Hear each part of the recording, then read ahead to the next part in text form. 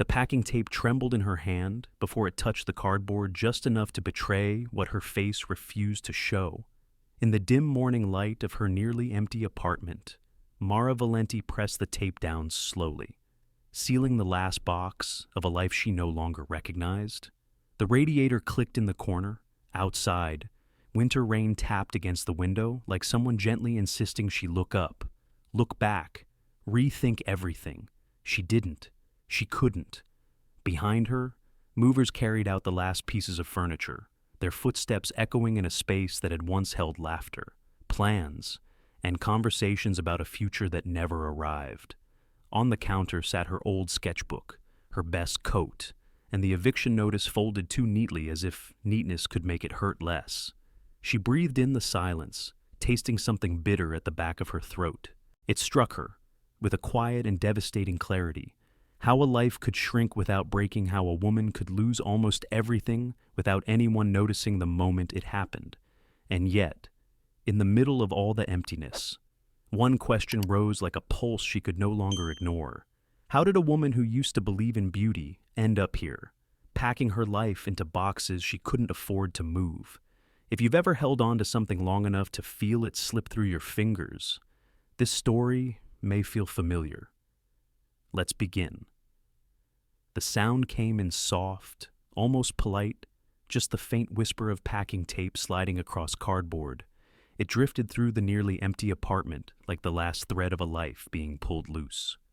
Mara Valenti paused with the roll in her hand, the strip of tape dangling, catching the weak morning light that pushed through the blinds. Outside, the November wind rattled the window frame, but inside, everything felt still, as if the air itself were holding its breath. She lowered the tape and pressed it firmly against the box. Her fingers shook only once, and even then, it felt like a small betrayal. She had promised herself calm today. She needed calm. Anything louder might break her in half. Behind her, two movers were lifting the faded sofa, one she'd once imagined would sit in the corner of a home she and Adrian would share for decades. It made a dull scraping sound across the floor and then disappeared through the doorway. A hollow space remained, the kind of empty that echoed. Mara reached for her last good coat, a deep navy wool that had held up for years. Even when the rest of her wardrobe faded and frayed, she folded it carefully, smoothing the sleeves as if it were a sleeping child. Next went her sketchbook, its edges worn, filled with charcoal studies she hadn't looked at in months. Then the eviction notice. She didn't fold that one. She simply placed it face down, as if turning it over could dull what it meant.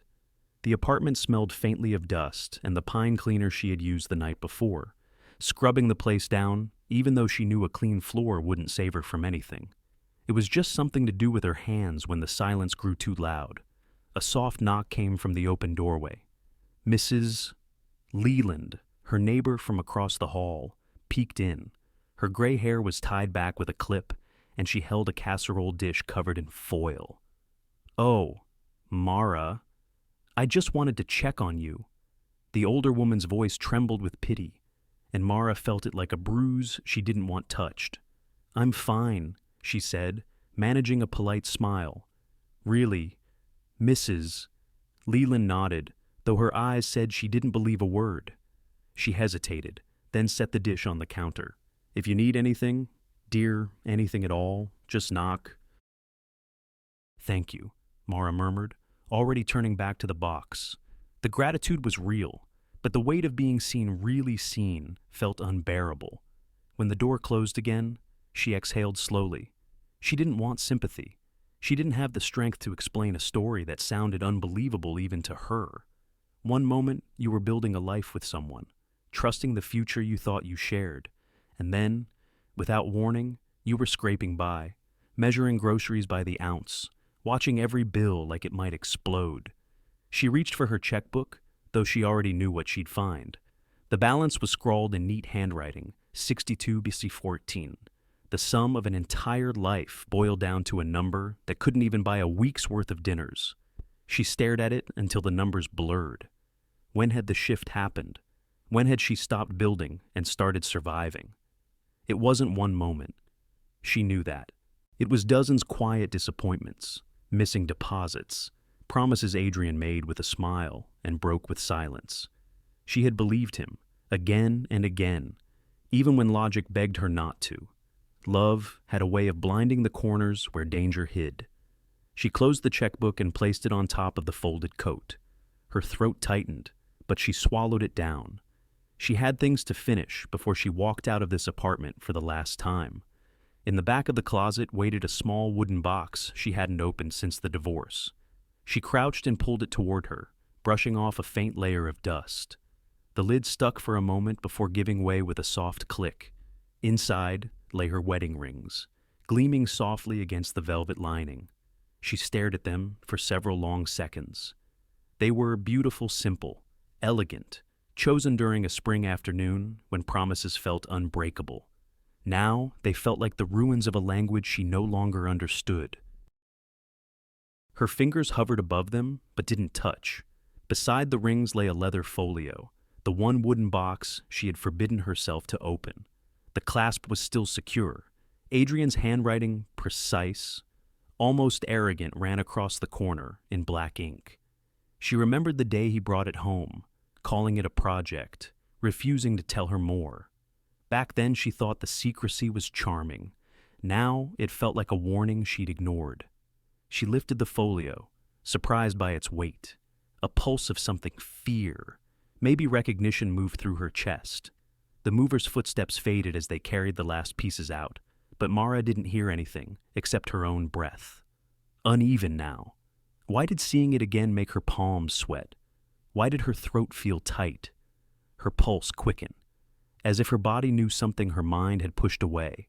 She brushed her thumb over the leather, tracing the familiar grooves. Then she heard it, a small, sharp crack in the quiet. She wasn't sure if it came from the folio or from inside her. Her breath caught, suspended, and suddenly she wasn't sure she wanted to open it at all. Her memory always began on that courthouse step, the one slick with freezing sleet, the one where she finally understood that the truth didn't matter. Mara never remembered the judge's face clearly, or the color of the walls, or even the way her attorney sighed beside her. But she remembered the cold. She remembered her knees locking as she stepped out into the Boston air like she had aged 20 years in a single afternoon. She had stood there without her coat zipped, the wind slicing across her ribs, while a cluster of strangers hurried down the steps past her. Some brushed against her shoulder. None looked at her long enough to see the devastation sitting behind her eyes. Maybe that was a mercy. Maybe not. Hours earlier, she had walked into the courtroom with a hope so small it barely had a pulse. She had clung to the idea that if she simply told the truth, anyone would listen, that the bank statements, the forged signatures, the missing invoices would speak for themselves, that the marriage she had spent 9 years trying to salvage wouldn't end with her being labeled the ignorant one. But Adrian's attorney, a well-groomed man with an expensive tie and a voice like smooth gravel, had reduced her to a caricature within minutes. Mrs. Valenti is a talented artist, he had said with a rehearsed smile, but regrettably, she was uninformed, negligent, even. Her lack of financial understanding contributed significantly to the mismanagement in question. Every word had felt like a stone thrown gently, precisely, at the softest parts of her. She remembered staring at Adrian then. He had been seated across the room, legs crossed, jaw tight. He didn't look at her, not once. His stillness had frightened her more than any outburst could have. It was the quiet acceptance of someone who already knew how the story would end. Marital debts, the judge had said, his tone laced with pity she hadn't asked for. Our shared responsibilities. There is no legal basis to separate these obligations. Her heart had thudded hard enough she feared it might crack. She tried to speak, tried to explain that she didn't know about the loans he'd taken, the investments he'd ruined, the accounts he'd drained behind her back, but the judge's eyes softened in a way that told her everything she needed to know. He believed her, and it didn't matter. The gavel struck, a small, polite sound for a sentence that rearranged her life. Afterward, she walked out into the sleet, her hair dampening, her fingers going numb. Boston traffic roared a few blocks away, but the courthouse steps felt quiet, suspended, like she had stepped into a separate world. She didn't cry. She wished she had. Tears might have warmed her cheeks. Her phone buzzed once in her pocket. Her mother. She didn't answer.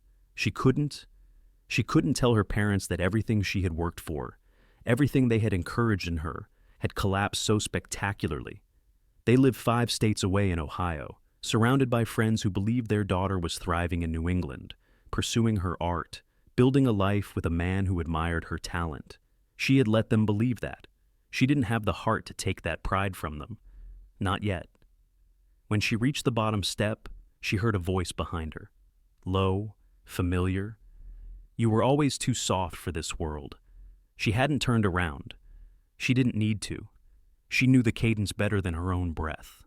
Adrian's coat brushed past her shoulder as he descended the steps, not quite touching her, but close enough that she caught the cologne she had once chosen for him. You let people walk over you, he said quietly, as if offering her a favor. You always did. The words slid under her ribs, cold as the sleet. She stayed still until his footsteps vanished into the city noise.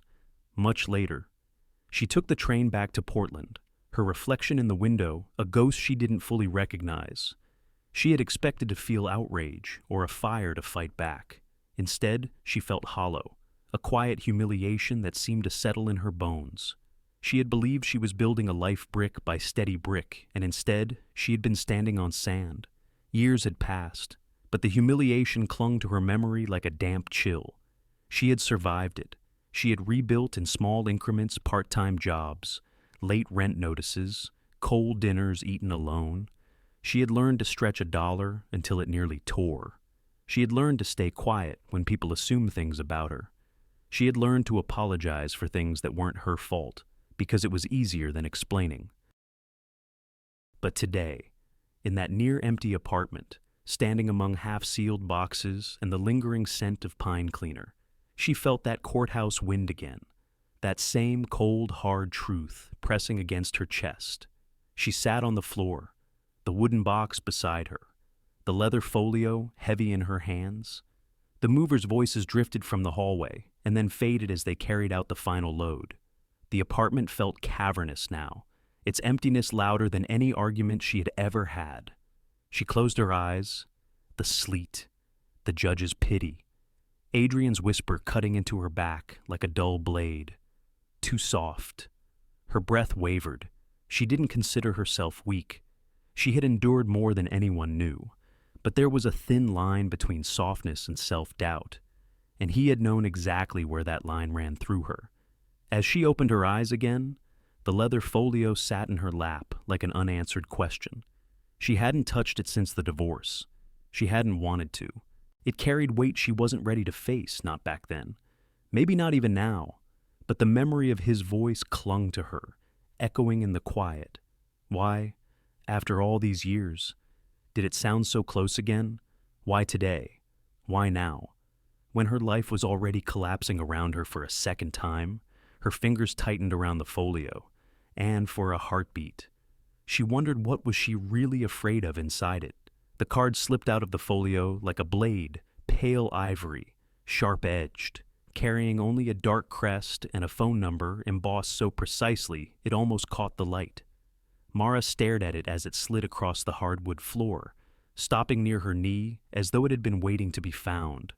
She hadn't meant to open the folio, not today, not in the middle of boxes and goodbyes, but once she unclasped it, the contents seemed to spill out with a quiet urgency she couldn't pull away from. The first page held coded notes, rows of numbers and letters she had never seen before. They didn't look like anything related to their old gallery or to the restoration work she once did. No clients, no invoices, just fragments of something deliberate, secretive. Beneath the notes lay pigment samples sealed in thin envelopes, labeled with dates she couldn't quite place. The colors were unusual, deep siennas, muted violets, a rare cobalt she had only used once in her career. Most people wouldn't have recognized their value. She did. She felt a prickle along her spine. Then came the bank transfers. Dozens of them. Small sums at first, then larger ones. Then a final cluster of numbers bold enough to make her breath pause. Her name wasn't on any of the documents. Neither was the gallery's. These were accounts she had never heard of offshore banks. Coded identifications. Transfers that moved like a trail of disappearing footprints. She closed her eyes and steadied her breathing. She wasn't sure whether she was angry, afraid, or simply tired of being surprised by the man she had once loved. Her gaze drifted again to the ivory card. She picked it up carefully, running her thumb across the embossed crest. It wasn't decorative, it was unmistakable. She had seen it before, though only from afar, once on a magazine cover Adrian left on the kitchen counter, and again on a building downtown she could never afford to walk into.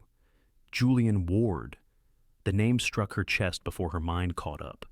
He wasn't the kind of man whose name floated around casually. He was the type people whispered about: billionaire investor, private collector of rare art, a man whose reputation hovered somewhere between myth and power. Portland was too small, Boston too stiff for someone like him. He existed in a higher stratosphere, a world of wealth that didn't even glance back at ordinary lives. But Adrian had spoken of him once, in a tone that was half envy and half anger. They'd been sitting at dinner, candles half melted, the chicken turning cold because Adrian had gotten lost in a rant about men who build kingdoms just to crush anyone who threatens the view. She had laughed nervously then, thinking he was exaggerating. Now her fingers tightened around the card. Why was Julian Ward's name in Adrian's private folio?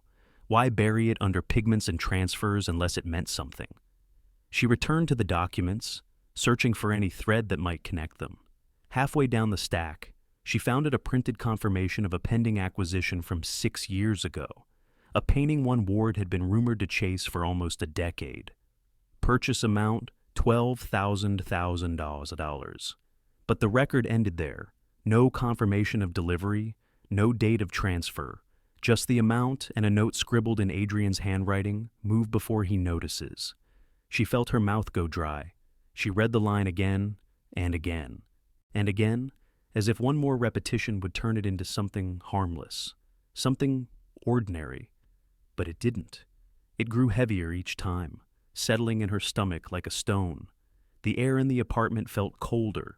Her knees tensed on the hardwood. She knew Adrian had cut corners. She had known it long before the divorce, long before the debts. But this was different. This wasn't sloppy accounting or a poorly judged investment. This was theft, calculated, deliberate, astonishingly bold. If Ward really had lost $12 million, she shut her eyes as a shiver moved through her. This wasn't about her anymore. This wasn't a broken marriage or a court ruling. This was the kind of thing that followed you, the kind of thing that reshaped consequences. Her thumb brushed the edge of the card again, feeling its weight. She could burn it all. Every envelope, every transfer, every memory that still carried Adrian's signature. Fire would be quick, clean. She could walk out of this apartment with nothing but her coat and her sketchbook and never look back. But as she stared at the folio, a different thought pushed through the one she had been avoiding for months. What if this was her only lifeline? What if this was the first thing Adrian ever left behind that could help her instead of hurt her? She shifted to the next page, making herself read through the dates and transfers even as her stomach clenched. Her breath quickened. The pigments. The coded notes, they weren't random. They were part of the same trail. A trail leading back to that missing acquisition, to money that hadn't vanished, money that had been moved by Adrian. Her pulse pounded in her ears. He had stolen from Julian Ward millions, and he had hidden the proof in a box she had almost thrown out. She pressed a hand to her forehead, feeling her heartbeat in her fingertips. The apartment dimmed as a cloud passed over the late afternoon sun, casting a cold wash of gray across the room. Why would he keep this? Why hold on to something that could destroy him? Why leave it behind where she could find it? Her breath caught again, this time sharper, more uncertain. Unless he hadn't meant to leave it, unless he planned to come back for it, unless she wasn't supposed to see it at all. The card slipped slightly in her hand, catching the last bit of fading light. She stared at it, a question forming in her chest that she didn't yet dare to say aloud. Why did Adrian hide evidence that could ruin him? The rings glowed under the pawnshop's fluorescent lights, tiny sparks of gold against a smudged glass counter. Mara had never noticed how bright they were before. They looked theatrical now, too polished, almost mocking. She stood there with her hands in her coat pockets, feeling the thin fabric tremble against her skin as the shop owner weighed them on a small digital scale. "You sure about this?" he asked without looking up. She nodded. Her voice wasn't ready yet. The numbers blinked green. The man slid the rings away with gloved fingers, sealing them in a small envelope she would never see again. When he handed her the cash, 40 crisp $20 bills and a few larger notes, she stared at the stack longer than she should have. It felt heavier than she'd expected, not in weight, but in what it represented. $1,400. A marriage. Distilled. She stepped back out onto the cold Portland sidewalk, the envelope tucked deep in her coat. Traffic rolled by in the late morning light, the hum of engines blending with the seagulls crying above the harbor. Life went on, as indifferent as ever. She walked without thinking, letting her feet guide her while her mind churned quietly. Each step seemed to pull something loose inside her threads she had held for too long. By the time she reached the train station, the sky had shifted to a pale, exhausted blue. She bought a one-way ticket to rural Connecticut without stopping to reconsider. The name of the tiny station near Ward's estate was barely pronounceable, but the clerk typed it in without a question. When she reached for her phone, she paused. A part of her had expected to scroll through her contacts until she found someone she could call, someone who might tell her to slow down. Think twice. Breathe. But there wasn't anyone. Not like that. Not anymore. And even if there had been, the truth was simpler. No one could save her from this. No one could climb into her life and shoulder the weight she'd carried since the divorce. She slipped the phone back into her bag. The platform smelled faintly of steel and rain. As the train rolled in, its brakes squealing, she felt a small tremor in her chest, fear or readiness. She couldn't tell. She boarded, found a window seat, and set her bag beside her. The folio rested inside, tucked between folded sweaters, though she could feel its presence like a pulse. Once the train lurched forward, the world outside blurred into November colors, bare trees, tired grass, the occasional farmhouse sitting far from the road. The landscape looked like it had surrendered early to winter. It matched her mood too well. She leaned her forehead against the window. The glass was cold, grounding. Small memories came uninvited. A picnic years ago, when Adrian spread out a blanket and joked about how she always smudged charcoal on her cheek. A night when they danced in the kitchen after burning dinner. A morning when he kissed her shoulder and whispered that the future felt wide open. But there were others too, sharper ones. The way he stopped answering simple questions. The way he dismissed her concerns with a smile that wasn't quite a smile. The way he made her doubt her own intuition until she apologized for things she hadn't done. She closed her eyes tightly. She didn't want nostalgia. Nostalgia could be such a liar. The rhythm of the train softened her thoughts until one clear question rose above the rest. What was she really doing? Was she seeking justice? Chasing a truth she should have confronted long ago? Or was she walking straight into danger because she was finally too tired to pretend she could hold her life together, alone? It unsettled her. She didn't know the answer. The conductor passed through the aisle, offering a brief nod, but she barely noticed. The train rocked gently, moving through small towns she didn't know, past quiet crossings and leafless woods. At one point, they passed a frozen pond, its surface smooth and pale under the weak sun. It reminded her of how she felt most days, solid on the outside, brittle underneath. The day slipped toward afternoon. She sipped lukewarm tea from the station cafe, the cup warming her palms just enough. The landscape grew sparser as they approached Connecticut. Long stretches of farmland, broken fences, old barns caving inward. Somewhere out there, hidden behind private roads and tall pines, was Ward's estate. She had read once that he lived off the grid, surrounded by acres of untouched land. A man like that didn't open his door to strangers, especially not strangers with ties to someone like Adrian. Her heart thudded harder when the train slowed. The station was little more than a platform with a single wooden bench and a vending machine flickering in the cold. She gathered her things slowly, her fingers lingering on the strap of her bag. As she stepped off the train, her breath rose in a thin white cloud. The air smelled of pine and something older, like damp earth waiting for snow. A gust of wind brushed her hair across her cheek, and she whispered the words before she fully realized she had spoken them aloud. "I'm not running anymore." They hung in the air, fragile but real. She let them settle. The train pulled away behind her, leaving her in the quiet. A car might come, or it might not. Ward might listen, or he might have her turned away before she reached the gate. She didn't know, but she tightened her grip on her bag, feeling the folio through the canvas. What would she say to him if he did see her? What truth could she offer that might matter to a man like that? The question stayed with her as she started down the narrow road, every step drawing her deeper into a fate she couldn't yet name. The gates rose out of the fog like something pulled from another century, 30 feet of steel, ribbed and immovable, their dark surface beaded with morning frost. They didn't look like an entrance. They looked like a verdict. Mara stopped a few yards away, her breath forming a thin cloud in the crisp Connecticut air. She tightened the strap of her bag on her shoulder, feeling the outline of the folio shift against her hip. The long private drive behind her was silent. Not even birds seemed willing to intrude on the quiet surrounding the estate. Tall pines flanked the road in rigid lines, their branches reaching toward the low gray sky.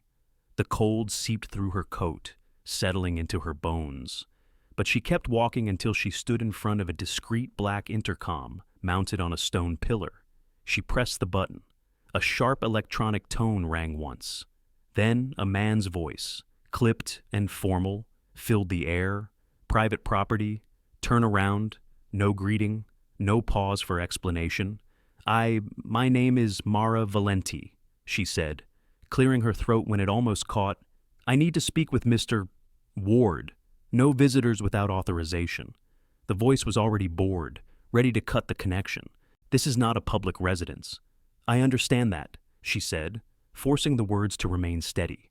Her fingers curled inside her gloves. "But it's important. Not possible." The intercom clicked as if shutting her out. She stared at the steel barrier, her stomach tightening. She had known this was likely. Men like Julian Ward didn't humor strangers who walked up to their gates. But hearing the dismissal, the easy certainty that she didn't matter, stirred something sharp inside her.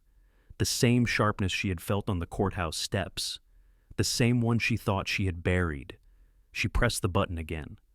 "I have information related to a missing acquisition," she said quietly. "A significant one." There was a pause, but only a brief one. "Leave." The voice hardened. "Or security will escort you off the property." Her pulse hammered, but she didn't step back. Her legs trembled, and she hoped the fog concealed it. She looked at the steel cold, unbending, exactly like the man behind it was rumored to be. She couldn't fail here. She had nothing left to return to. She drew a slow breath and spoke the words she had promised herself she wouldn't say unless absolutely necessary. "I have the Valenti dossier." Silence. The kind that made the air feel heavier. She stepped a little closer, her throat tightening. "And it's connected to Adrian Vale." The fog pressed between the trees, thickening, as if waiting. Inside her coat pocket, her hand shook, a tremor she couldn't stop. She curled her fingers into a fist, pressing them against the fabric until the shaking softened. Whatever happened next, her voice had to hold steady. Her voice was all she had. Seconds passed, or maybe longer. The estate remained silent, the kind of silence that felt deliberate, assessing. She stared at the gate, listening for the smallest shift in the mechanisms behind it. Nothing came. Her chest tightened with dread. Maybe she'd said the wrong thing. Maybe Adrian's name was dangerous here, too dangerous. After all, this wasn't some small-town dispute or a debt collector's office. This was the home of a man whose wealth could blot out consequences. A man who operated in circles far beyond anything she had ever touched. She swallowed hard and told herself not to take a step back, not even one. The wind rustled through the pines. A crow called somewhere in the distance. She felt foolish suddenly, standing alone before a gate that didn't need to open, carrying secrets that might mean nothing to the person inside. She imagined turning around, walking back down that long road, boarding a train going anywhere else. She imagined giving up, but something inside her refused, something quiet, tired, and strangely resolute, the part of her that had whispered on the train, "I'm not running anymore." She lifted her chin slightly. "I know what was taken from him," she said, her voice low but unwavering. "And I know who took it." The intercom remained silent. She exhaled shakily, the breath unsteady as it left her. Maybe this was all a mistake. Maybe she had reached too far, clung to the wrong thread. Maybe Ward didn't care, or worse, maybe he already knew everything. She turned her head slightly, ready at last to step away. A metallic groan cut through the air. She froze. The gates trembled, then shifted, their heavy hinges grinding slowly, reluctantly, as though considering whether she was worth the effort.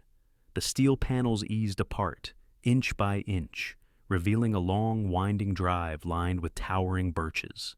At the far end, she saw the faint outline of a dark SUV approaching. She didn't move. The intercom remained silent now, offering no instructions, no welcome. Only the sound of the gate opening, the mechanical sigh of something immense yielding to her presence. Her heart pounded in uneven beats. Why open the gate for a stranger whose life meant nothing to someone like Julian Ward?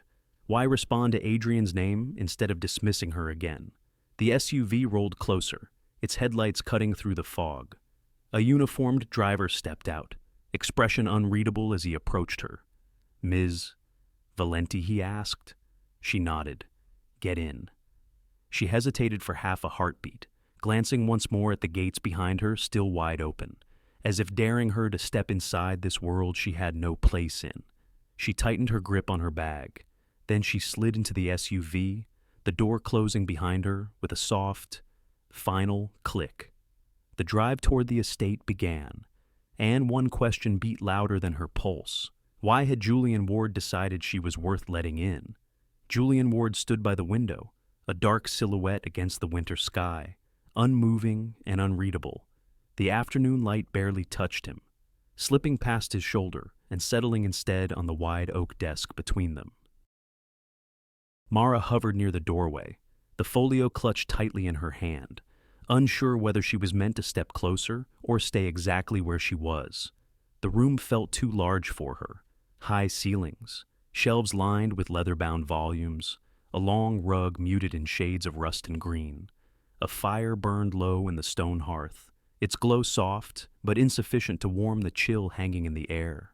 Ward didn't turn when she entered. He seemed carved into the scene, as if he had been standing there for hours before she arrived and could remain for hours more. "Ms. Valenti." His voice was calm, low, without any sign of curiosity. "You asked to see me." She swallowed hard. "Yes. Thank you for allowing me in." "I didn't allow you in." He finally turned his head slightly, his gaze sweeping over her in one cool pass. "I allowed you to speak. For the moment." He didn't offer her a seat. He didn't move from the window. She stood alone in the center of the room, feeling the weight of his scrutiny settle on her like snowfall, quiet, patient, impossible to brush away. She opened the folio with stiff fingers, laying the contents on the desk one page at a time. She tried to steady her breath as she did so. The pigment envelopes, the coded notes, the transfers. She arranged them carefully, each piece a ghost from a life she had barely survived. Ward's expression didn't shift. If the information meant anything to him, he didn't show it. "Explain," he said. So, she tried. She told him how Adrian brought home a painting years ago, describing it as a restoration opportunity. She explained how she had been asked only to clean fragments, to retouch sections he said were damaged.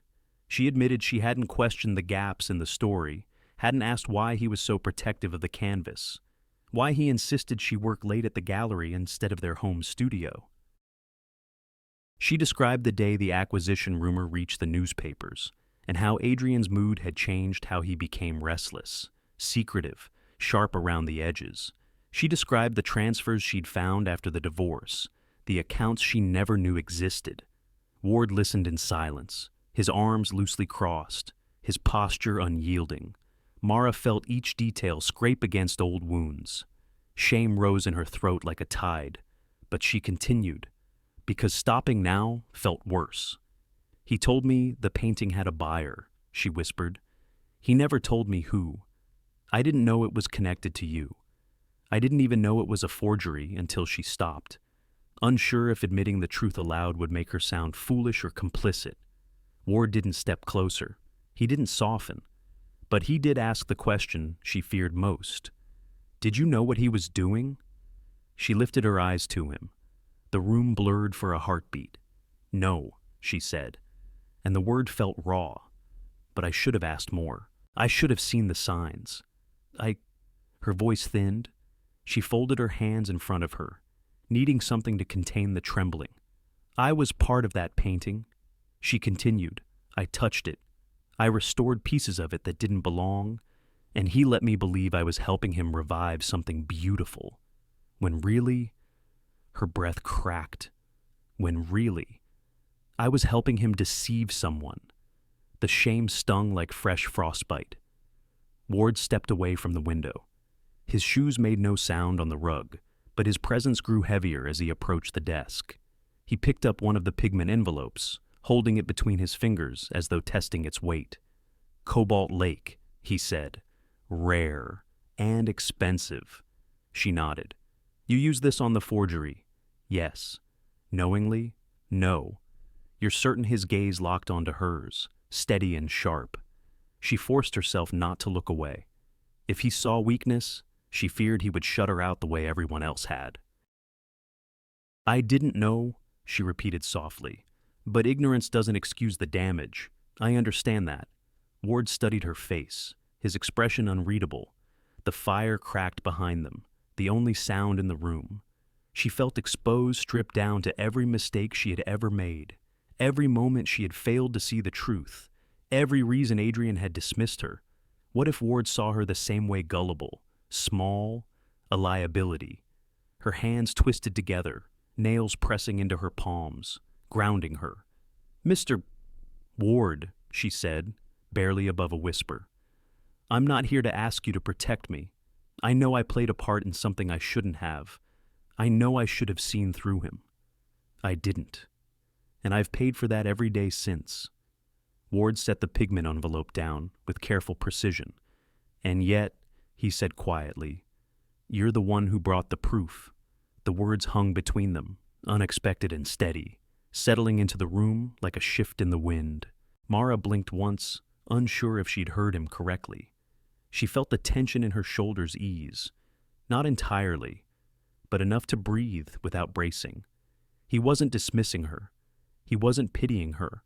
He was acknowledging her. For the first time since she'd stepped onto his estate, she felt her lungs expand fully. Ward turned slightly, his face half lit by the winter light. You took a risk coming here, he said. People don't cross that gate without purpose. She swallowed, her voice thin but honest. I didn't know where else to go. He studied her again, longer this time, as though weighing possibilities she couldn't see. Then his expression shifted, not softer, but sharper, more focused. Tell me, Ms. Valenti, he said, are you here because you want justice, or because you're afraid of what happens if you don't speak? She opened her mouth, but no words came. She didn't know the answer, not yet. Maybe she was both. Maybe the line between fear and courage was thinner than she'd ever realized. Ward stepped back toward the window, his silhouette returning to that dark outline against the sky. Either way, he said, you're in a dangerous position now. Her pulse tightened, and she couldn't tell was he offering help or warning her she had just become another liability in his world. Julian Ward studied the dossier the way a surgeon might examine an old wound, his posture still, his attention absolute, as though he could reopen the past simply by tracing the ink on the page. The winter light caught on the edges of the folio as he turned each sheet with deliberate care. Mara stood beside the desk, her hands clasped, trying not to shrink under the weight of his concentration.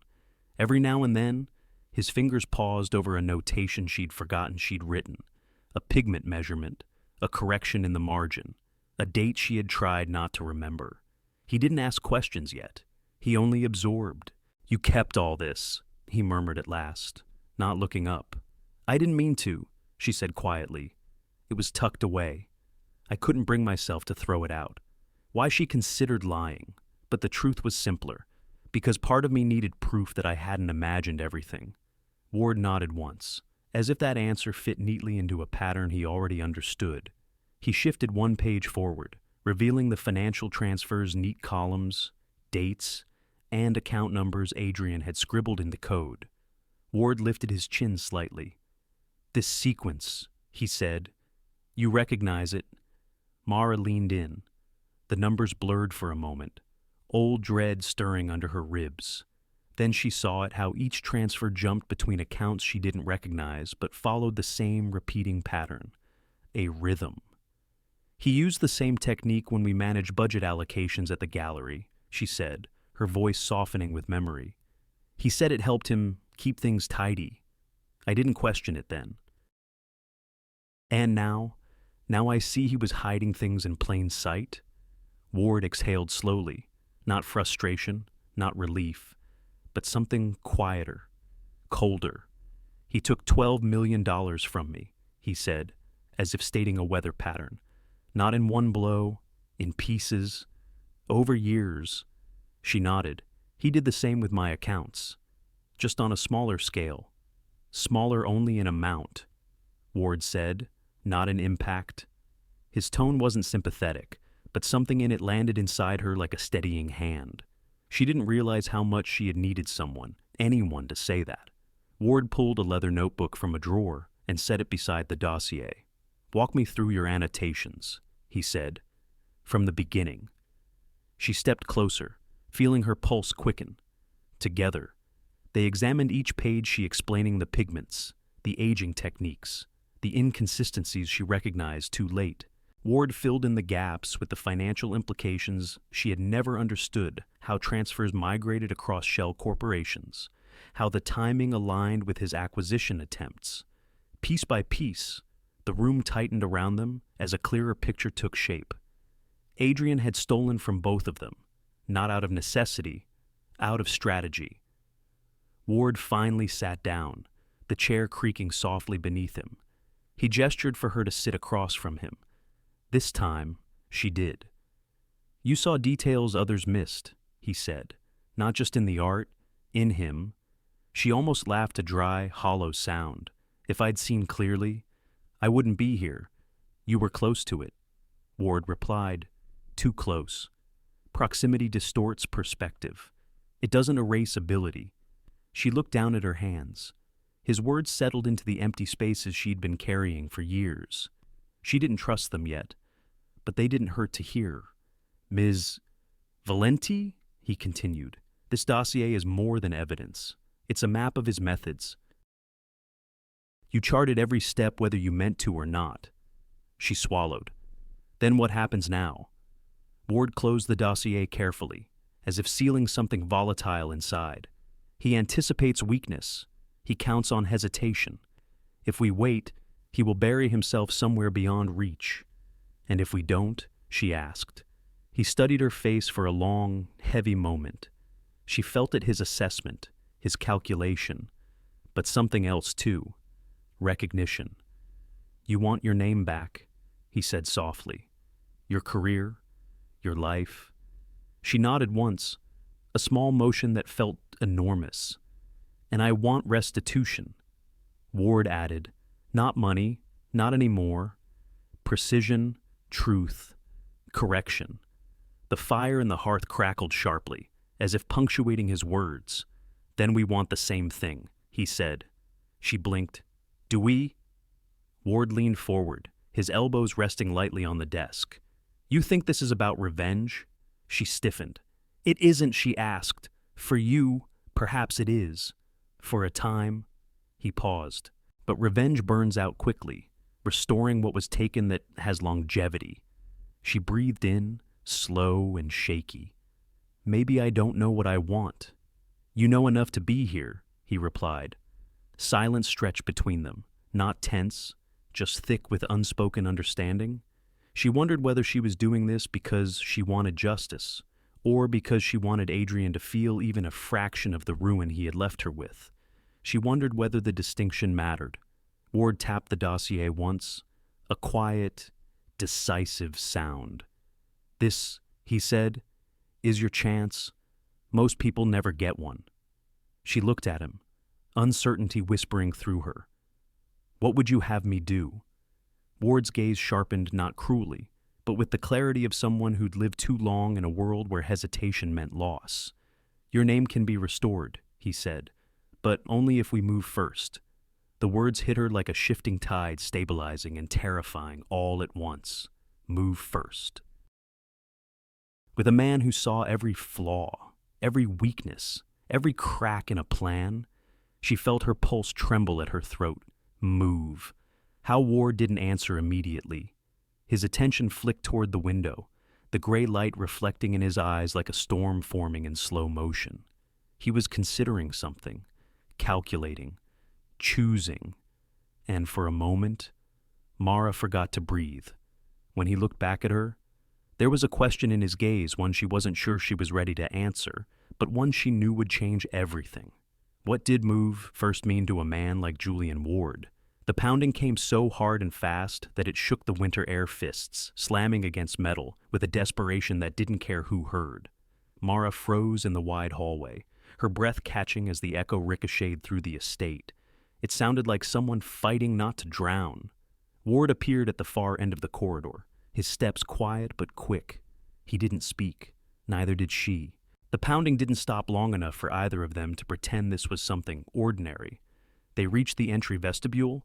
Through the glass, Mara saw a young woman collapsed against the iron gate, her breath fogging the air, her palms red from pounding the steel. She couldn't have been older than 24. Her coat hung crooked off one shoulder. Her hair was damp from mist. Tears streaked down her cheeks in frantic, uneven lines. She wasn't just upset, she was unraveling. Ward pressed a button on the panel. Step back. The woman didn't hear him at first. She kept striking the gate, a half sob, half plea breaking from her throat. Please, please, someone just open, step back, Ward repeated, firmer this time. She startled, then stumbled away as the mechanism groaned open. The gate spread slowly, as if reluctant to let her in.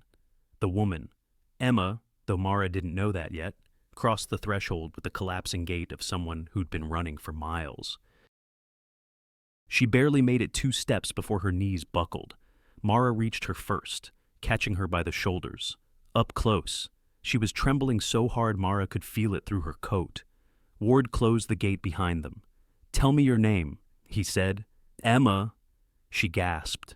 Emma Ryder. Her voice was hoarse, scraped raw from crying. She clung to Mara's forearm, as if steady ground might disappear beneath her. Ward's expression didn't change, but his posture sharpened by a fraction. Why are you here? Emma dug into her pocket with shaking fingers. My father is? He's losing everything. Adrian said he'd help him recover a licensing deal, and then he just... Her voice cracked. He drained $15 million. Overnight. Gone. Mara felt the words hit her like a cold wave. 15 million, not stolen gradually, not hidden in quiet increments, ripped out in one move. Emma took a ragged breath. He left. No message. His numbers dead. His apartment's empty. The air thickened, heavy with a silence that had its own weight. Mara met Ward's eyes briefly. He looked as he always did, controlled, assessing, but she sensed the shift beneath it. 15 million wasn't just another lie. It was escalation. Emma pulled something from her purse, her fingers clumsy. A folded note, crumpled and damp. "He left this," she whispered. Ward opened it. Mara leaned in enough to read. "Tell Ward I'm coming to collect." A chill traced down Mara's spine. Emma wrapped her arms around herself as though shielding against a storm. "I didn't know he knew you," Emma said, looking up at Ward with wide, terrified eyes. Ward didn't answer her. He handed the note to Mara instead. The paper was thin, the words scrawled quickly, the handwriting achingly familiar. She'd seen it on birthday cards, on post-it notes, on the margins of bills he never meant to pay. The same handwriting that had once written her name with affection. The same that had signed court documents with indifference. Emma wiped her nose with her sleeve. He said we were getting engaged next month." Her breath hitched. "He told my father he was starting a new business. He showed me a ring." A soft, strangled sound escaped her. Not quite a sob, not quite a scream. Something broken in between. Mara steadied her again, guiding her toward a bench. "Sit. Breathe slowly." Emma obeyed, her chest rising and falling in sharp, uneven bursts. Mara's hand remained lightly on her back. The contact surprised her, but she didn't pull away. She remembered being that young, believing that love alone could decipher contradictions and rewrite warning signs. She remembered thinking devastation meant she'd failed somehow, not that someone had chosen to wound her. Emma finally lifted her gaze to Mara, eyes glassy and frightened. You're Mara Valenti." "Right." Mara stiffened. "Yes." Emma swallowed hard. "He talked about you." Mara braced herself. "What did he say?" Emma hesitated, then whispered, "He said you were the crazy one." Something inside Mara went very still. The words didn't surprise her. Adrian had always rewritten history to suit his needs, but hearing them spoken by someone who'd clearly believed him, someone young enough to be her former self, carved deeper than she expected. "He said you'd ruined him," Emma added softly. "That you were jealous. That you couldn't handle being left." Mara stepped back a half-inch without meaning to. It wasn't the accusation that shook her. It was the recognition watching a lie she once wrestled with take root in someone else. A lie she had almost believed about herself. Ward's voice cut in, low and precise. "Ms. Ryder, has anyone else seen this note?" Emma shook her head. "No, I drove straight here. I didn't know what else to do." Ward exchanged a glance with Mara. Somewhere in it was a wordless understanding. Adrian wasn't just running, he was provoking, testing boundaries, drawing lines in places he knew would hurt. Mara swallowed hard. "Emma, why did you think of coming here?" Emma let out a trembling breath. "Because he said your name." Her eyes flicked between Ward and Mara. "Because he said, if anyone destroyed him, it would be the two of you." The hallway seemed colder suddenly, the air pressing in. Mara wrapped her arms around herself. She had come seeking answers, justice, maybe a sliver of closure. But now the path ahead felt darker than anything she had imagined. Adrian wasn't hiding. He was escalating. And the question that lodged itself beneath her ribs heavy, throbbing, impossible to shake, was one she couldn't voice yet. What did Adrian want from Ward now? And why aim higher than ever before Mara knelt on the polished hardwood floor? The dossier spread around her in a widening circle, pages fanned out like a map of old crimes finally brought into the light. The winter sun slanted through the tall windows, catching the papers in stark angles, as if highlighting each wound Adrian had carved into their lives. She felt the room tilt with recognition. Everything pointed inward, toward a single place. "Ward," she said, her voice low, steady. "He isn't running offshore. He's coming here." Julian Ward stood a few feet away, arms crossed, gaze fixed on the documents. Emma sat curled in an armchair, knees pulled close, a blanket draped around her shoulders. Her eyes were swollen from crying, but she watched Mara with an intensity that felt older than her 24 years. Mara moved one page closer to the center of the circle. These transfers, the pigment code, the timing, he's not hiding anymore. He's aiming for something only you have. Ward's jaw tightened. My private collection? Mara nodded. The acquisition you never announced? The piece his forged painting was based on? He's coming to finish what he started. Emma shivered beneath the blanket. Why target you again? Ward's expression didn't change, but Mara noticed the faintest flicker of weariness behind his eyes. Because he believes he can. Mara inhaled slowly. She had lived inside Adrian's confidence once, felt the magnetic pull of his certainty, how he made you believe consequences didn't apply to him. Seeing Emma trembling there, seeing Ward's controlled frustration, she felt something shift inside her. She wasn't afraid of Adrian anymore. She was angry. She placed a final sheet at the center. He expects you to chase him overseas. He expects chaos. He thrives on it. Ward looked at her, waiting. So don't chase him, she said. Make him come to you on your terms. Emma's eyes widened. You mean trap him? The word landed heavily. Mara didn't say yes. She didn't need to. Ward approached slowly, his shoes whispering across the floor. He studied the layout, the patterns, the logic. What does the trap require? Mara turned to Emma first. Him? She said quietly. Adrian won't walk into anything unless he thinks he has someone on the inside. Emma swallowed, her throat bobbing. Me? Mara nodded. You were the last person he fooled. You know how he talks, how he pushes, how he reels someone back in. Emma hugged the blanket tighter. But what do I say that you're scared? Mara replied softly. That everything is falling apart, that you still believe him, that you still want the future he promised you. Emma's eyes filled again, but she blinked hard, refusing to let the tears fall this time. Mara felt a tug in her chest, the recognition of that look, the one she used to wear before she knew better. Ward stepped closer to the two women. He'll expect proof of loyalty. I know, Mara said. That's why she can't make the call alone. Emma looked up sharply. What does that mean? Mara knelt in front of her. It means I'll be right beside you. Every word he twists, every lie he drops, you won't face it alone. Emma let out a shaking breath. What if he hears something in my voice? What if he knows Mara touched her arm, gentle but firm? He taught you how to bend your voice to his expectations. Use that for yourself now.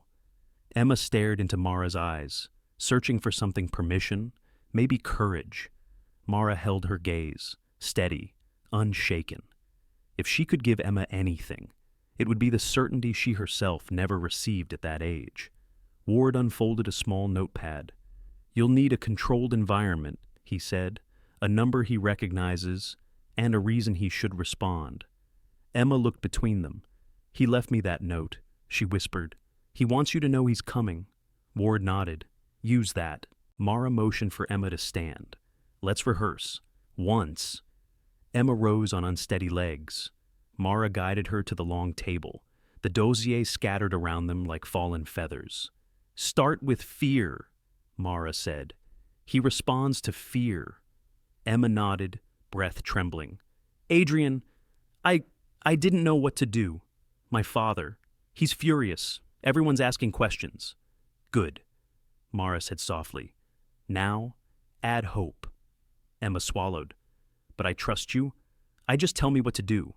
The sentence wavered, but she held it. Mara felt pride rise quietly, unexpectedly. Ward listened without expression. Convincing enough? Mara turned to him. He'll come if he believes she still believes him. And if he doesn't, Emma whispered. Mara didn't answer immediately. Her mind flicked back to the courthouse, to the sleet, to the years of silence that followed. Adrian loved attention. He loved drama. He loved being pursued. But he loved being in control most of all. He'll come, Mara said, not because she was certain, but because Emma needed certainty more than truth right now. Ward placed a phone on the table. "This line is unregistered. He won't trace it easily. Ms. Ryder, when you're ready." Emma stared at the phone as though it might bite. Mara stood beside her, close enough that their shoulders nearly touched. Emma lifted the phone with shaking fingers. Dialed.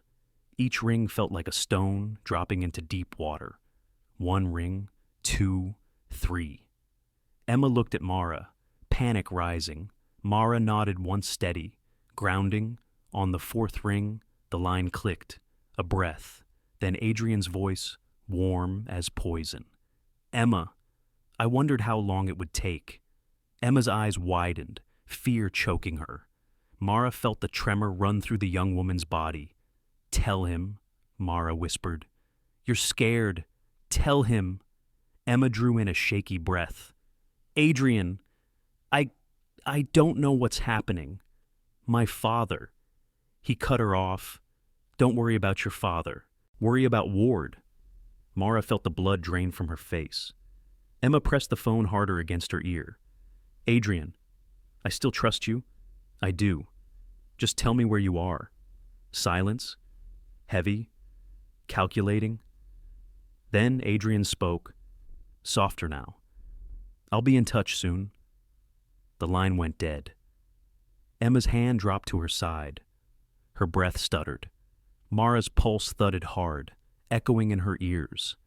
He'd answered. He'd engaged. He'd chosen his next move. But had he believed Emma or seen straight through her, when slammed against the tall glass panes, rattling them so hard the metal frames seemed to flinch? Mara stood alone in the dimly lit gallery, her hands cold despite the thick air. Somewhere deep in the estate, a small alarm flickered to life, a soft, stuttering glow near the floor, almost invisible unless you were looking for it. It blinked again, and again. He was inside. She drew a slow breath, trying to steady the tremor in her chest. The storm outside screamed through the gutters, whipping branches against the windows. Lightning carved a quick, white gash across the sky, throwing jagged shadows across the paintings lining the gallery walls. Mara stepped closer to the center of the room, her fingers brushing the edges of the tall oak table. The dossier lay closed on top, its presence both anchor and threat. She had rehearsed what she might say if Adrian came. None of it felt prepared now. A soft creak echoed from somewhere near the side entrance, then another. Footsteps light, confident, unhurried. He was close. Mara's breath snagged when she saw his silhouette appear in the archway. Adrian stepped into the gallery with the easy arrogance she remembered too well, the storm's reflection glinting in his eyes. His coat dripped rainwater onto the marble, but he didn't seem to notice or care. "Well," he said, smiling as though greeting an old friend. "Look at you, standing in the dark like a ghost waiting to be acknowledged." Her heart thudded hard, but she stayed still. "This isn't your place." "Oh, I don't know," he replied, strolling past the nearest canvas. "I always imagine myself in a room like this." His gaze drifted upward to the skylight, where lightning flashed again, illuminating the angular lines of his face, the same features she had loved once, the same she had learned to fear.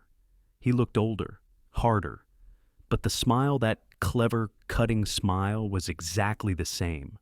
He moved toward her, slow and deliberate. "So," he murmured, "aren't you going to say hello? After everything we've shared, I didn't invite you here." "No," he said with a shrug, "but you led me here all the same." Her throat tightened. "You followed Emma." He laughed softly. "Emma follows me. She always did. They all do." He had that tone again, the one that sliced confidence from bone, the one that made truth feel distorted until you doubted your own reflection. Mara clenched her hands behind her back so he wouldn't see them shake.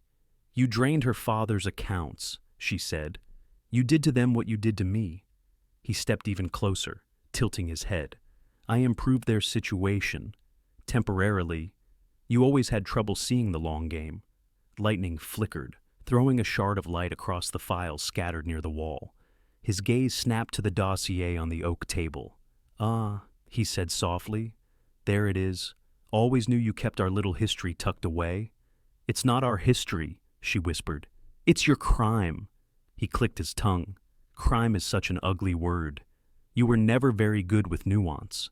Mara felt a sting in her chest. Old, familiar, unwelcome. She straightened her shoulders. "You forged a painting. Adrian. You used me to restore it. You made me complicit in something I didn't understand." He smirked. "And yet, you restored it flawlessly. You should thank me for giving you purpose. I lost my career because of you." "You lost your career because you cracked under pressure," he said, moving closer until only a few feet separated them. "Not everyone is built for the world I live in. You never were." Mara swallowed hard, fighting the pull of the old pattern, his voice framing the narrative, her silence filling the gaps. She wouldn't let him shape her reality anymore. "I wasn't weak," she said quietly. "I trusted the wrong man." His smile faltered for a breath. "Careful." "Mara, you're trembling." "I'm not trembling," she said, and for the first time she realized it was true. Her body was steady. Her voice held. Something inside her had finally stopped bending. Adrian's gaze flicked again toward the dossier. "Hand it over?" "No." He stepped forward, the storm roaring behind him. "You think Ward cares about you? You're a toy to him. A tool. Don't pretend you matter." Something hot surged up Mara's spine. She spoke before she could temper it. "And what was I to you?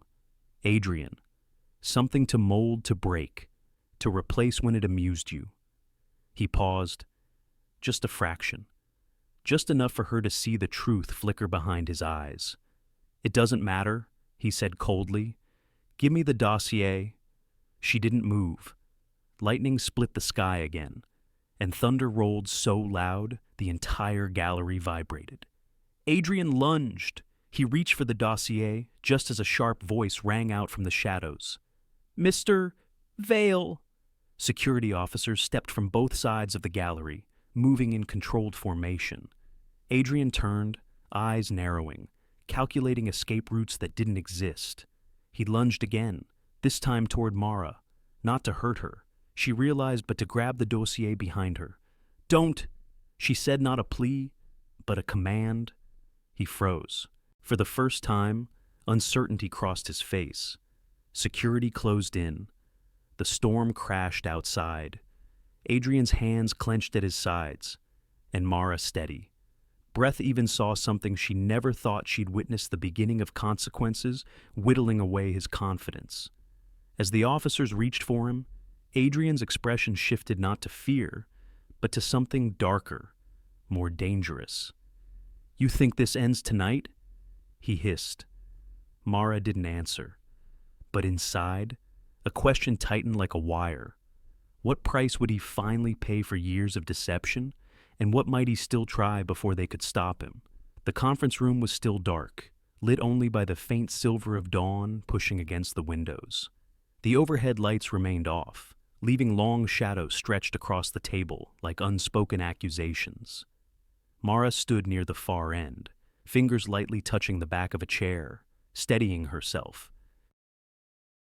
The air felt heavy, not hostile, simply inevitable, as if the room had been waiting years for this exact moment.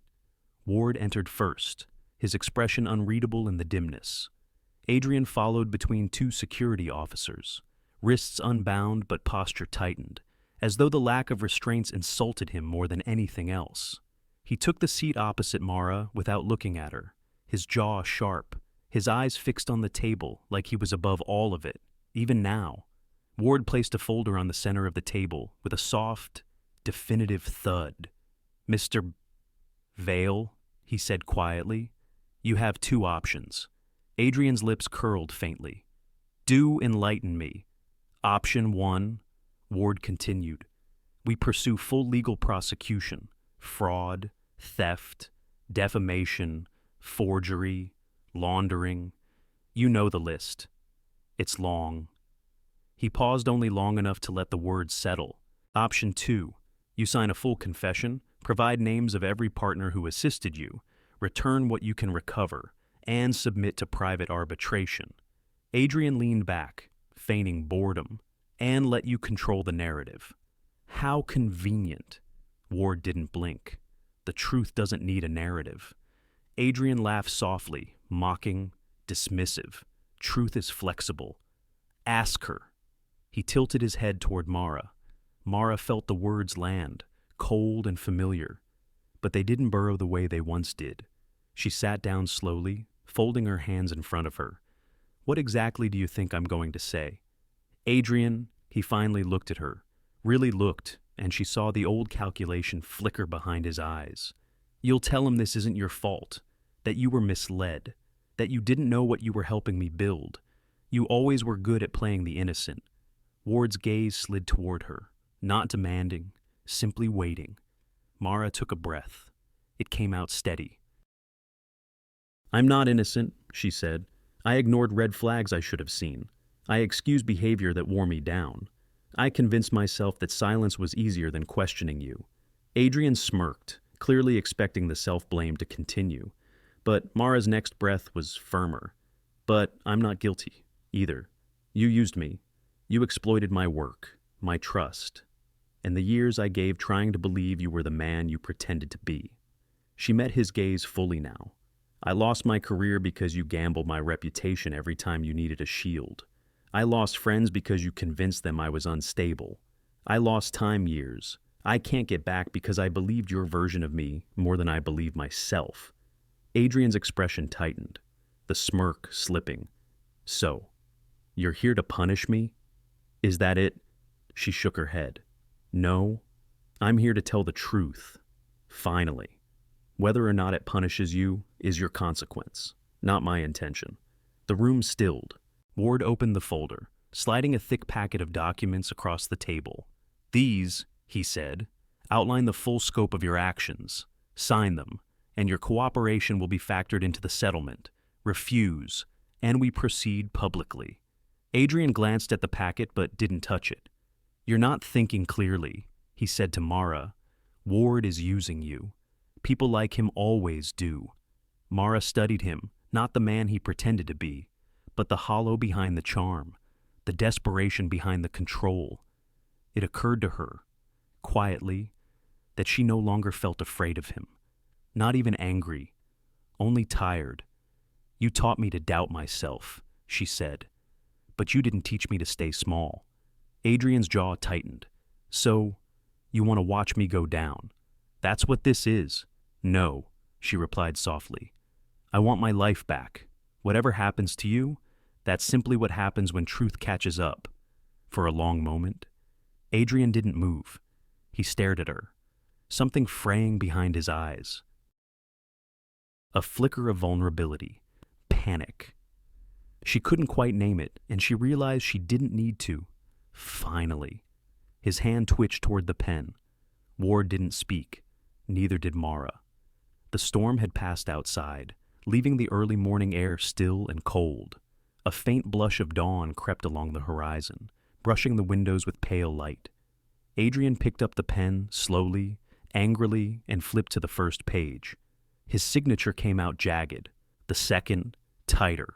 By the third, his hand shook barely, but enough that Mara saw it, enough that he saw she saw it. He slammed the pen down. There, he muttered, happy. She didn't answer. She wasn't happy. She wasn't relieved. She wasn't anything yet. It felt like standing at the edge of a long road after walking miles in the dark, finally seeing the horizon, but not knowing what waited beyond it. Ward gathered the papers silently. You've made the right choice, he said. Adrian shot him a bitter look. Don't pretend you're doing this for justice. Ward closed the folder. Justice isn't my concern, he replied. Correction is. The officer stepped closer. Adrian didn't resist. Mara watched him rise, watched him walk toward the door, watched the version of her past she'd spent years trying to escape recede down the hallway. When the door closed behind him, the room felt impossibly quiet. Mara remained seated, her hands resting on the table. She could feel Ward watching her, waiting for her to speak, but she didn't know what to say. The weight was gone. The years of fear, confusion, self-doubt lifted. But the emptiness left behind surprised her. She had built so much of her life around carrying that weight. Now that she was free, who was she without it? The storm had blown itself out by dawn, leaving the world washed and eerily quiet. The wet branches outside Ward's estate hung low, dripping with the last remnants of rain. Mara stepped out onto the stone terrace beneath the east wing windows, drawing in a breath so crisp it stung her lungs. For the first time in years, her chest felt open, unbound but also strangely empty, as if something vital had been carved out to make room for whatever came next. She wrapped her arms around herself, staring at the pale morning sky. The horizon was a soft lavender, promising a clear day, but she didn't quite trust promise yet. She wasn't sure she trusted anything. Footsteps approached behind her, measured and deliberate. Ward stopped a few feet away, giving her space. "You should sit, Mara," he said gently.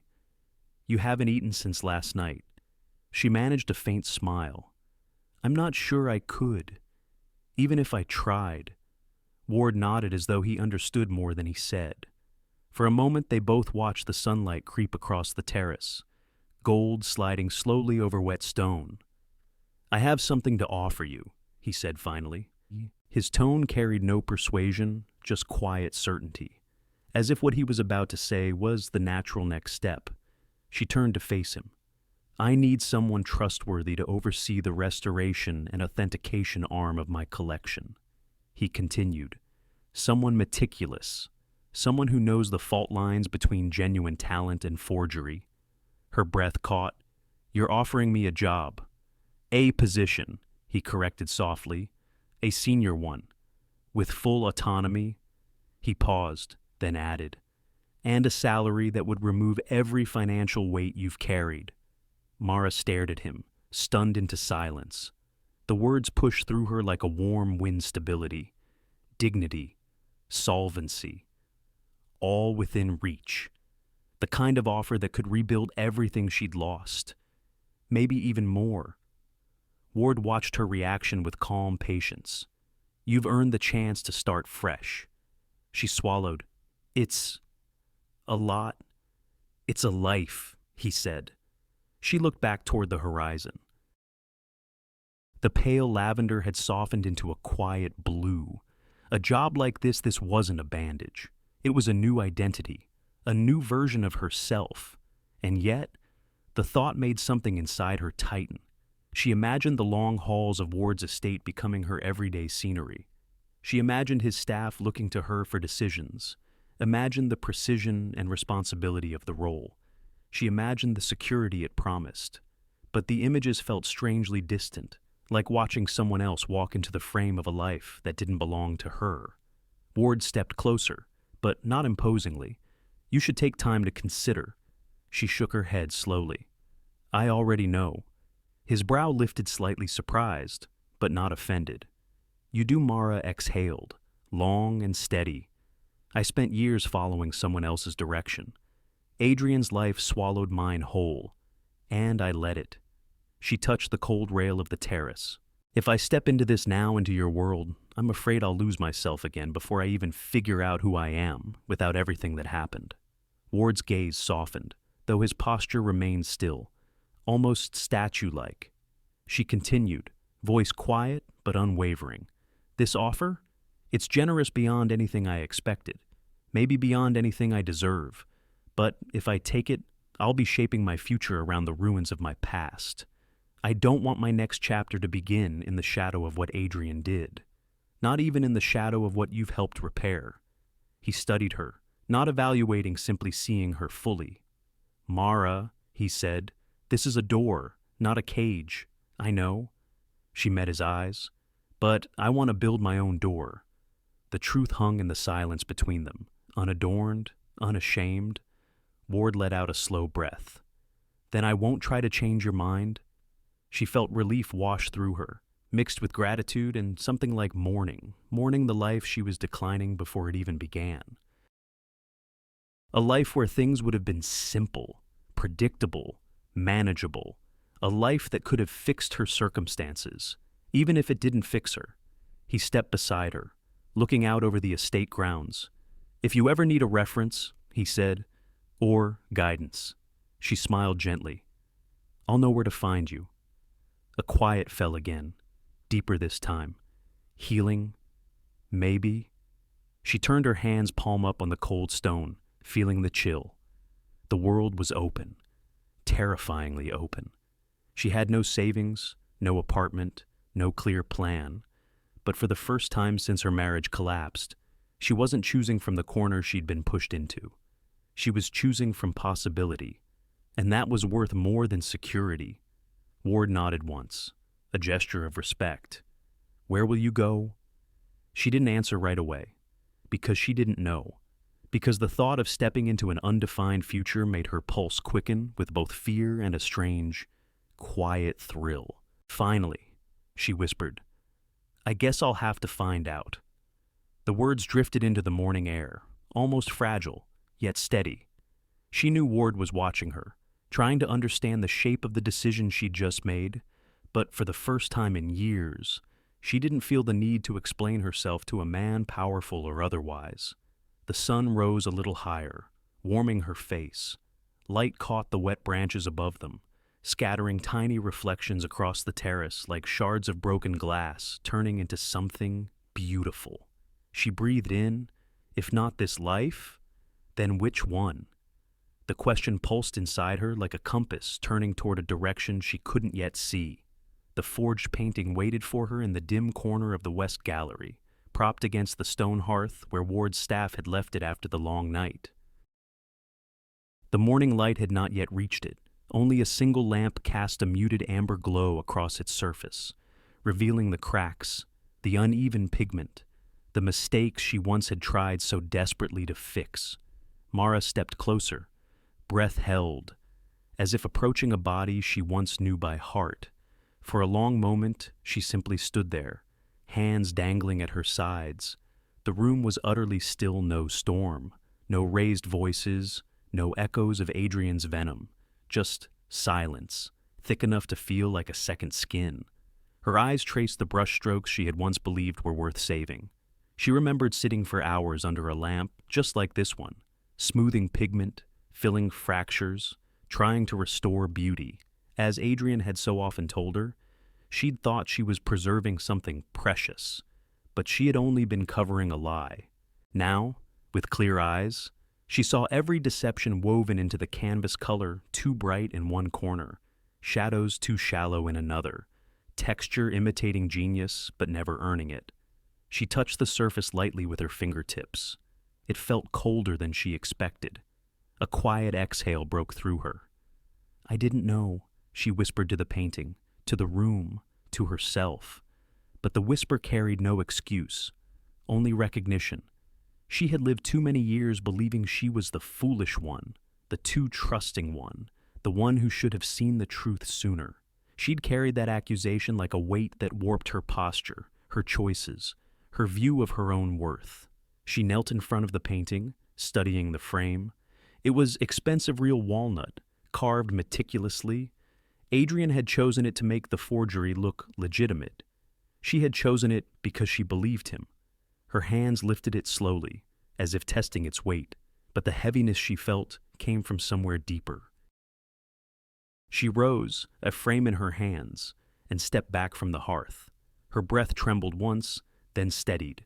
The painting was the last tether, the last lie, the last remnant of the life she had survived rather than lived. She closed her eyes. She saw her younger self, hopeful, eager, desperate to believe love made her better. She saw that woman apologizing for things she didn't do, shrinking to avoid criticism, defending a man who never once defended her. Mara opened her eyes again. She gripped the frame firmly, and she brought it down across the edge of the stone hearth. The sound cracked through the gallery like a gunshot would, splitting cleanly in two. A jolt ran through her arms, sharp and strangely exhilarating. The top half of the frame dangled for a moment before falling to the floor. She struck again. Canvas tore with a low, gritty rip, like old skin peeling away. Pigment dust fluttered into the air. The heart of the forgery. Everything she'd once poured her skill into broke open. Again. Again. By the third strike, she was breathing hard, not from effort, but from the sheer release flooding through her. Splinters scattered across the hearth. Fabric dangled in shreds from the broken frame. The painted face of the woman, the imitation of a masterpiece, was warped beyond recognition. She stepped back, chest rising and falling. The painting lay ruined, irrevocably so. For a moment, she could only stare. Tears pricked her eyes, but didn't fall. These weren't the old tears of grief or shame. They were something cleaner, something she didn't yet know how to name. A looseness spread through her chest, slow and warm, as though unseen knots were finally coming undone.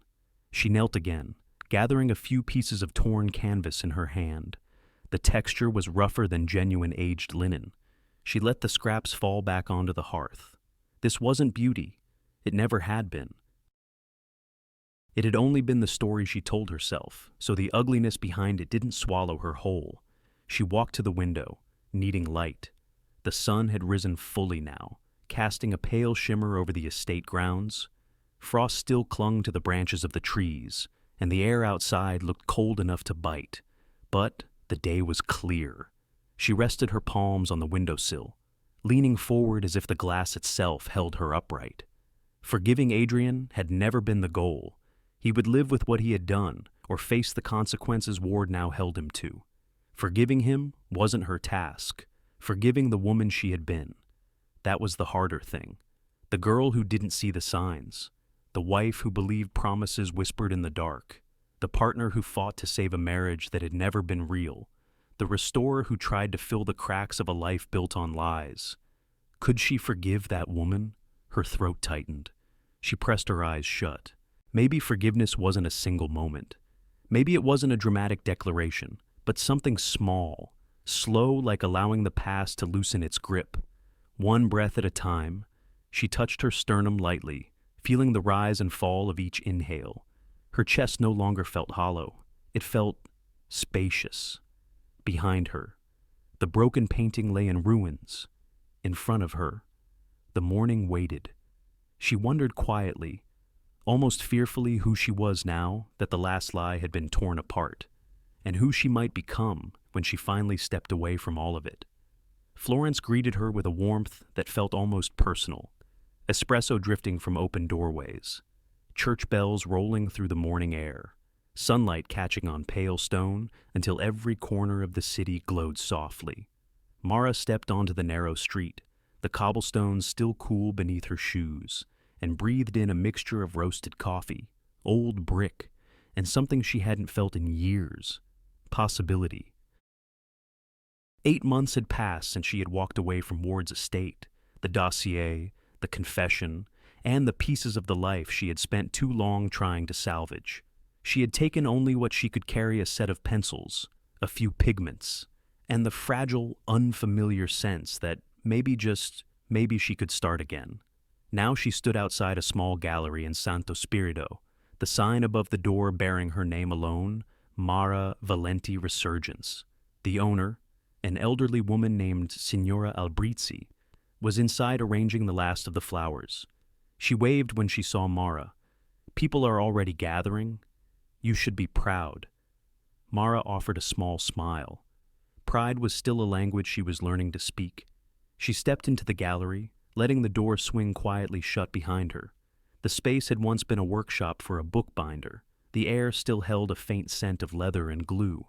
Sunlight filtered through the high windows, catching the texture of her canvases' works, born not from necessity or fear, but from breath, stillness, and long mornings spent listening to church bells echo over the Arno.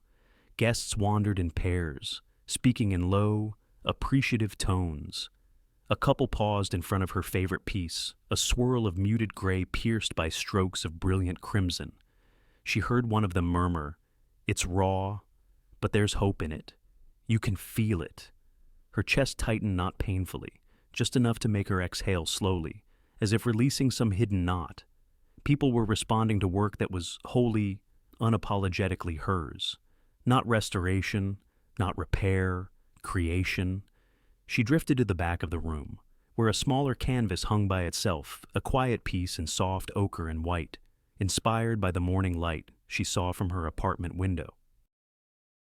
It was the first painting she'd completed in Florence, and each brushstroke had steadied her during those early weeks when everything still felt too new, too fragile. A soft knock sounded against the gallery door.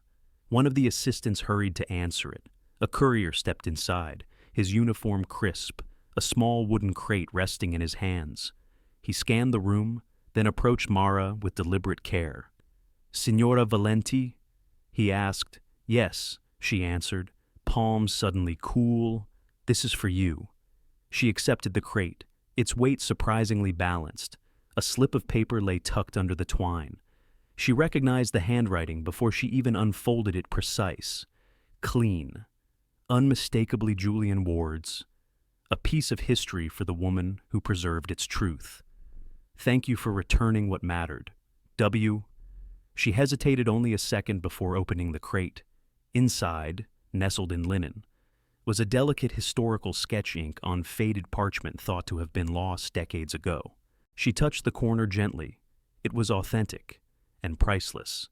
Yet he had offered it not for ownership, but as acknowledgement, a gesture of respect, not obligation.